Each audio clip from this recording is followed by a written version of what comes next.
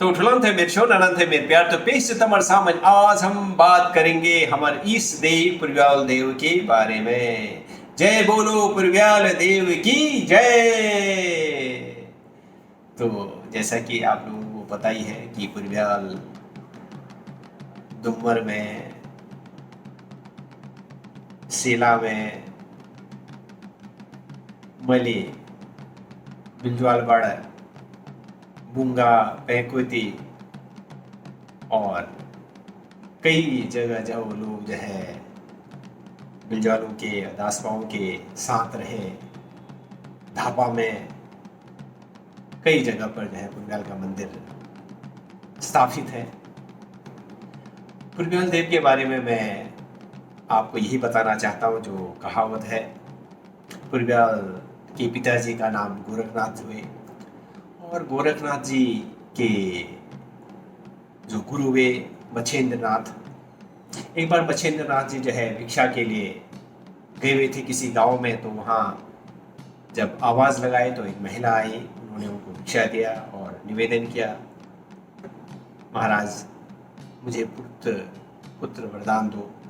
तो उन्होंने कहा कि ये विभूति ले लेना, तो चले गए वहाँ से। उसके बाद से जब वो तो इधर उधर जाते ही थे, शिक्षा दीक्षा भिक्षा।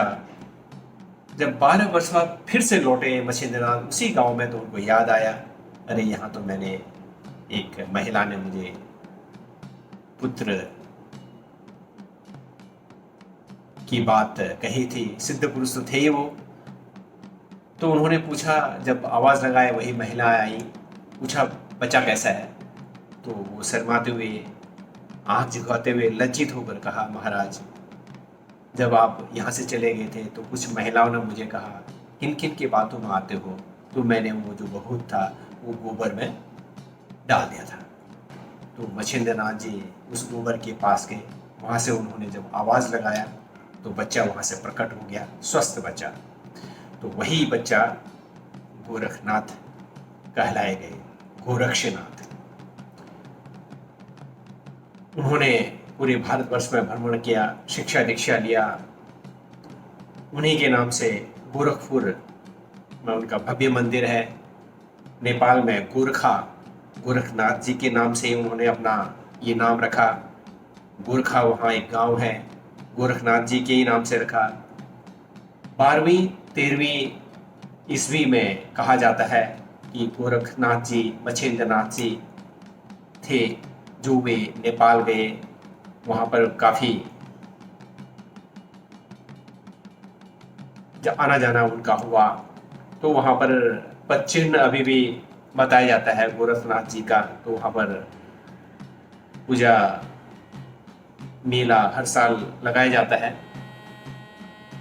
और इसी तरह से गोरखनाथ जब भ्रमण कर रहे थे तो हिमालय के कंदराओं में गए हुए थे। तो कहा जाता है कि ढीलम के ऊपर एक बहुत बड़ा कुंड था, वहाँ पर गोरखनाथ जी आए हुए थे। फिर उनके वहीं पर बचे हुए सिद्ध पुरुष थे। तो जो कहानी प्रचलित है वह यही है, जो कहानी जोहार में हम लोगों ने सुना वो यही है कि एक बार गांव में जो भाट लोग थे वो लोग हरदेवल की पूजा करते थे। तो वो गांव में भाट लोग रहते थे, उनका पुजारी एक ही था।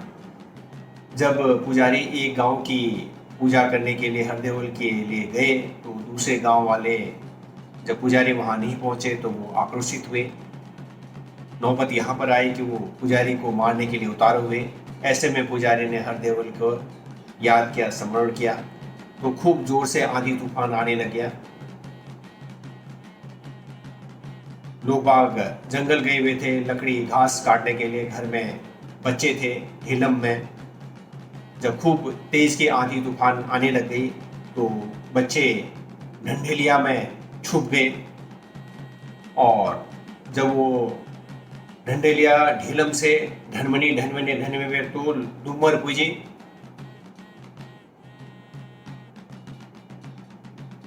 तो बच्चे हुतात्मा को हो गए। ऐसे में फिर डूमर के जो सभापति थे उनको स्वप्न आया कि ऐसी ऐसी बात हुई है और मंदिर का स्थापना करना पड़ेगा। धर्मनी भी रहे तो यू लहर पुरब्याल से धर्मनी दप्त कही गए और पूर्व से आए इसलिए पुरब्याल कही गए। तो ये शिव अवतारी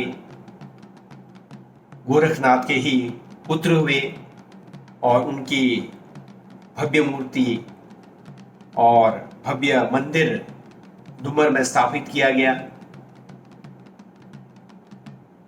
पुरब्याल देव की जो पूजा होती है वो नौर्त लगे बेर को 2 दिन का, 3 दिन का, 5 दिन का, 7 दिन का नौर्त लगाया जाता है। सभी लोग जो है एकत्रित होकर समूह के साथ पूजा जाता है। रात भर नौर्त लगता है। पुरब्याल देव प्रकट होते हैं उसमें आन बांध ताकर भये। पुरब्याल देव का जो वेशभूषा होता है, क्योंकि साधु संत वे नाग संप्रदाय के शिव अवतारी, तो उनका गेरुआ रंग का बिना सिले हुए वस्त्र, हाथ में चिमटा, कमंडल, एक थैला, झूला, जटाधारी, कान में कुंडल, इस तरह का रूप जो है पुरब्याल देव का हुआ। और पुरब्याल की कृपा सभी लोगों में बनी हुई है। पुरब्याल डूमर के ब्रजवाल लोग, फिर मल्ला डूमर में जब ब्रजवाल लोग कुछ धुरा ब्रजवाल वहाँ चले गए तो वहाँ पर भी जो है मंदिर की स्थापना किया गया। बूंगा में किया गया। सिला धामीपुरा जहाँ दासपा लोग रहते हैं वहाँ पर जो है पुरब्याल देव की मंदिर बनी हुई है। पैंकुती में, धापा में, अलग अलग जगह पर जो भी लोग बिलजौलों के साथ, दासपाओं के साथ रहे तो वहाँ वहाँ पर जो है उन लोगों ने भी अपने अपने स्तर से पुरब्याल देव का मंदिर को की स्थापना किया। सभी में पुरब्याल देव की कृपा बनी हुई है। पुरब्याल देव की पूजा गांव का जो धामी होता है, पुरब्याल धैम कुनो फे पूजनी में पुरब्याल थे।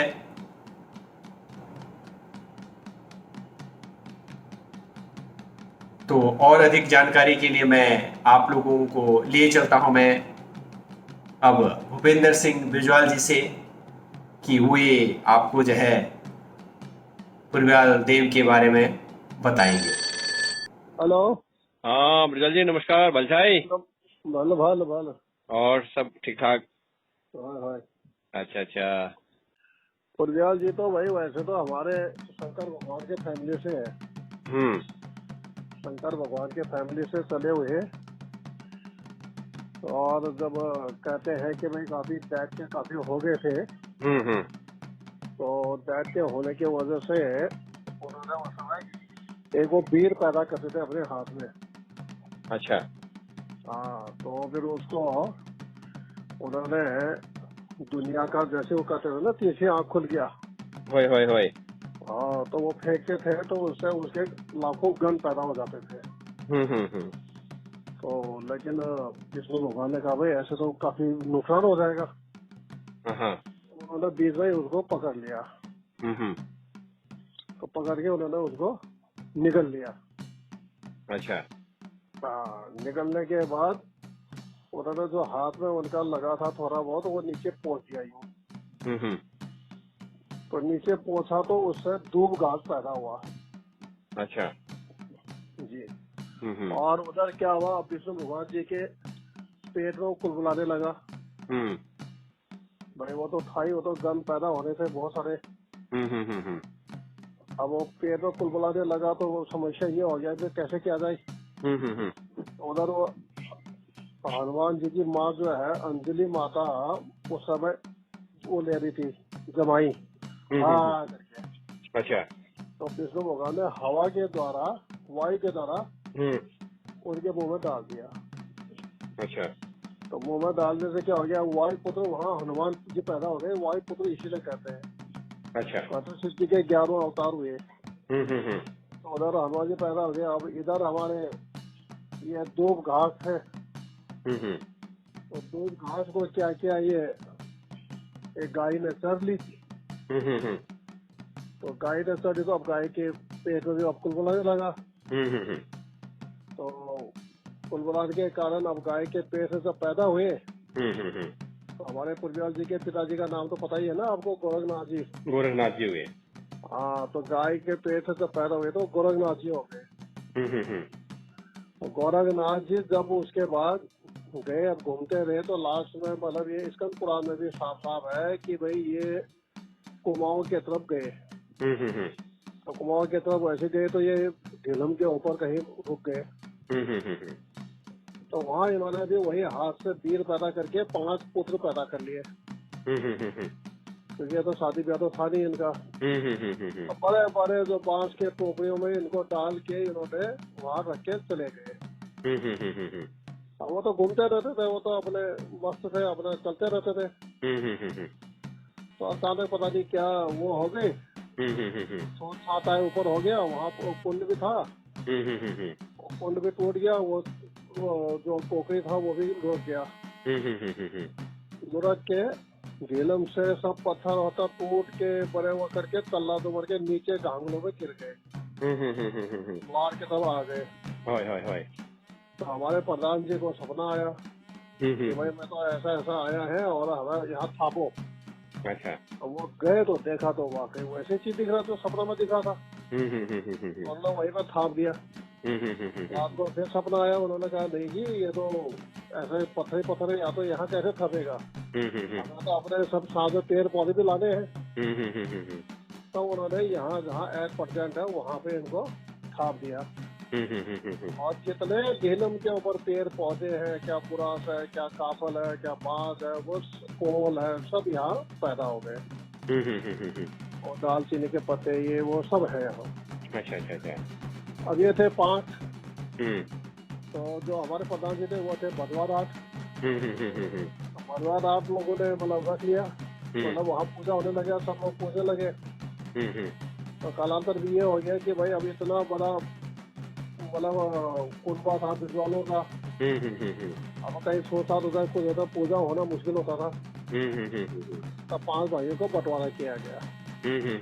सबका बड़ा भाई भदवाराठ को पहुंचा, सेकंड नंबर को सयाना राठों को पहुंचा, तीसरा नंबर दूसरे सयाना राठ जो आपके मामा लोग हैं, वो 2-3 फैमिली ज्यादा भी है, तो वो पूजने लगे। चौथा हमारे जो शिल्पकार भाई हैं वो पूजने लगे। 5वां जो हमारे आते थे नाचने गाने वाले, वो मैन से वो वहाँ ग्वालपुर से वहाँ पहुँच गया। 5 देवता ऐसा करके पूजे जाने लगे।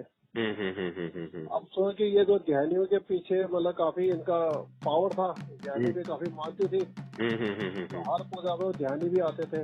ध्यानी अब एक बार धापा की ध्यानी नहीं आ पाई, तो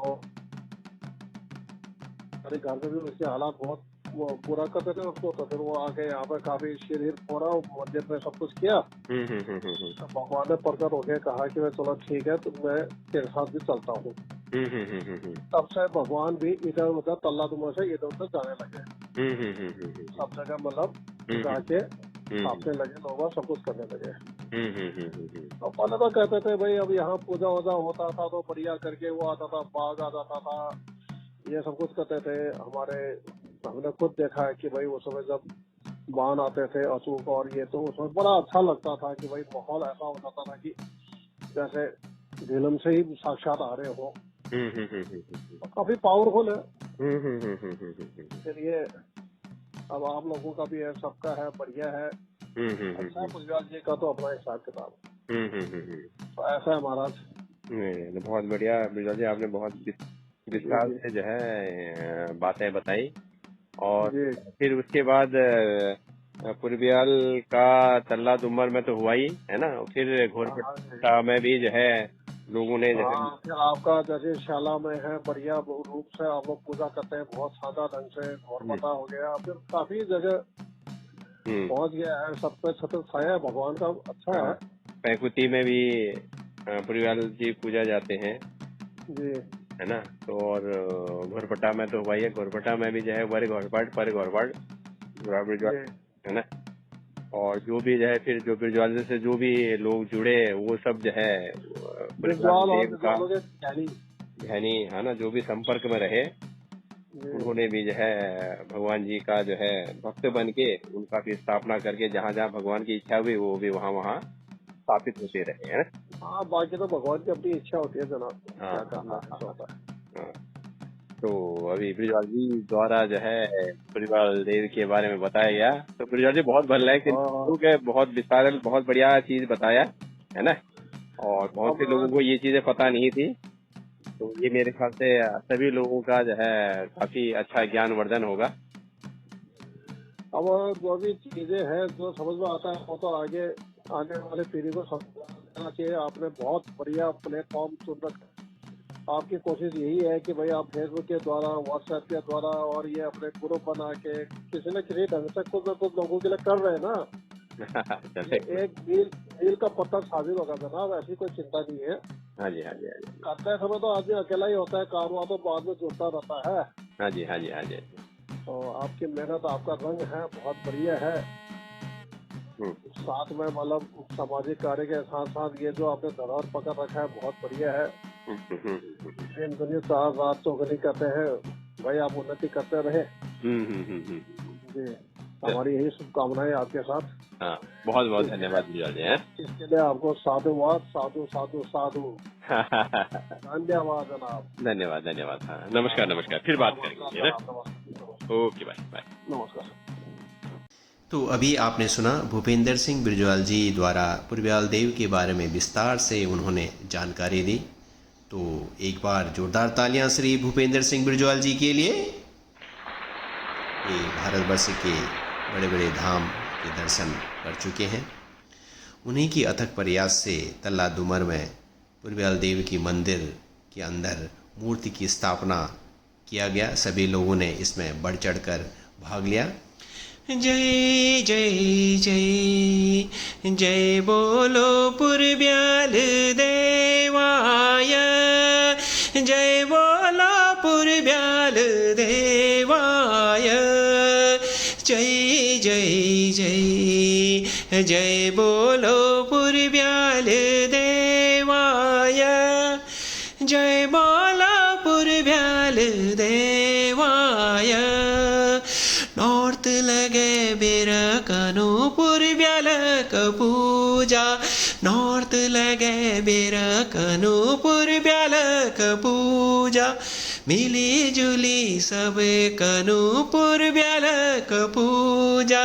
जय जय जय जय बोलो पुरब्याल देवाय, जय बोलो पुरब्याल देवाय, जय बोलो पुरब्याल देवाय, जय बोलो पुरब्याल देवाय।